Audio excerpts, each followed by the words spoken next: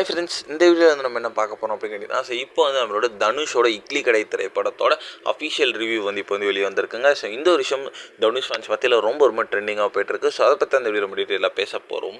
இப்போ வந்து நாளை வந்து திரையரங்கில் பிரம்மாண்டமாக ரிலீஸ் ஆக போகிற திரைப்படம் இட்லி கடை. ஸோ இந்த திரைப்படத்தில் முதல் விமர்சனம் வந்து வெளியாகிருக்கு. ஸோ அதை பற்றி பார்க்கலாம். ஸோ இப்போ வந்து தனுஷ் இயக்கி ஹீரோவாக நடிச்சிருக்க திரைப்படம் தான் இட்லி கடை. ஸோ இந்த திரைப்படம் நாளைக்கு வந்து வெளியாக இருக்கிறது.